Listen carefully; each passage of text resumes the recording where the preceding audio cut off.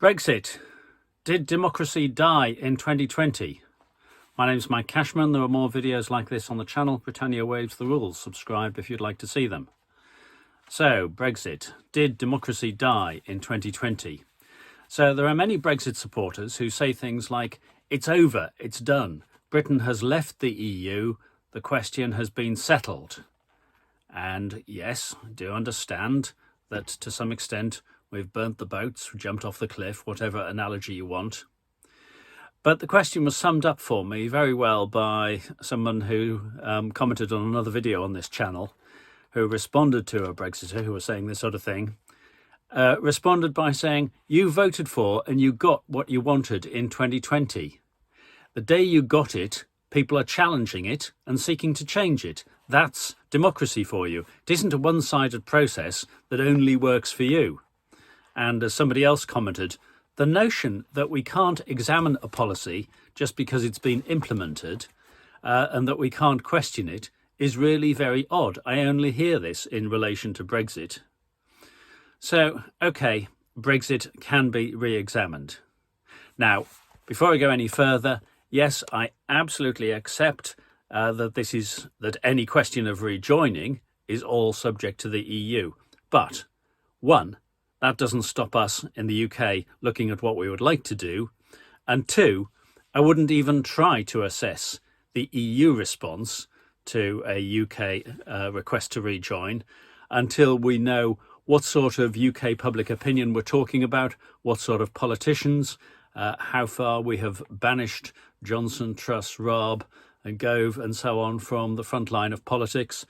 And at that time, there could be different politicians in the EU anyway. I do note that I made a video earlier this week, and shortly after I made it, Guy Verhofstadt declared that most of the European Parliament would welcome the UK back. In terms of those who make predictions that the UK is out of the EU for 50 years, I absolutely respect your opinion on that, and I trust you'll respect mine. Allow me to have a different opinion. But what about giving it time before challenging it? Giving it time is only relevant if it's actually getting better. Now, this is where all those factors which help to get Brexit through start to operate against it. It's very clear that there are no quantifiable arguments for Brexit. You've all seen the discussions where people are challenged to produce some tangible benefits. The government finally came out with this rubbish benefit of Brexit report full of its crown stamps on pint glasses, blue passports, imperial measures, other nonsense, but a severe absence of tangible benefits. So we've heard people saying, we've got our country back. It feels so much better to have our sovereignty.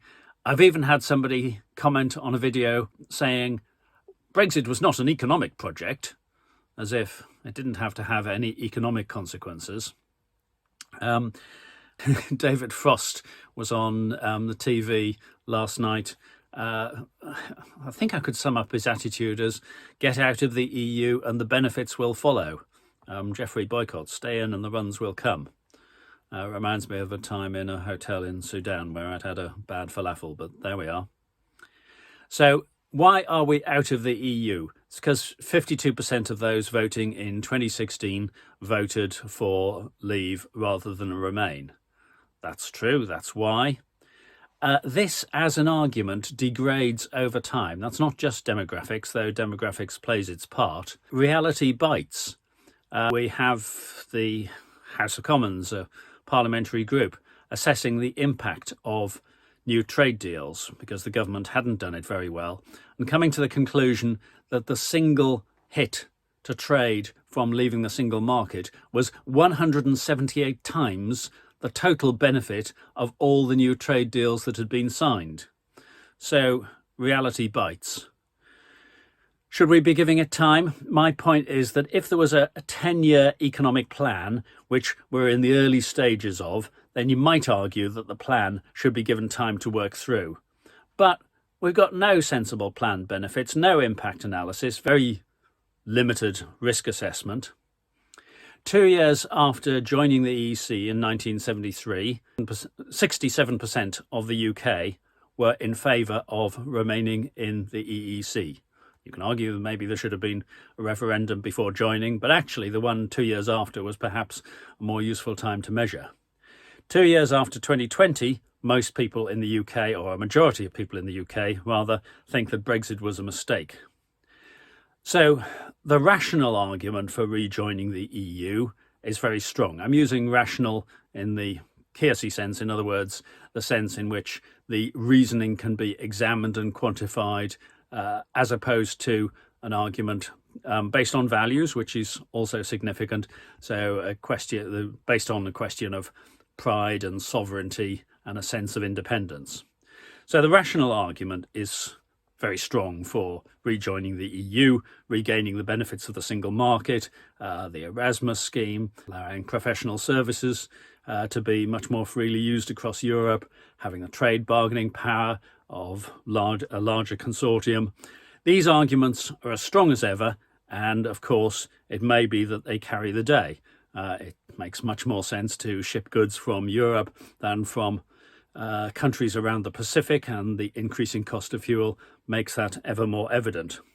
But just as emotional arguments for the 2016 referendum around sovereignty and so on carried the day marginally in the 2016 referendum, so it may be that emotional arguments added to rational reasoning carries the day for Britain to certainly seek to rejoin the EU. A sense of togetherness, of wanting to work together with the people of Europe, not to place divisions between us, for them to welcome us, us to welcome them, for people to have free movement throughout the countries of the EU. But as I say, and I am getting into the rational arguments again, but that emotional sense of togetherness, sense of wanting to be working together with the people of Europe, wanting to be European, some of those arguments may be significant as well.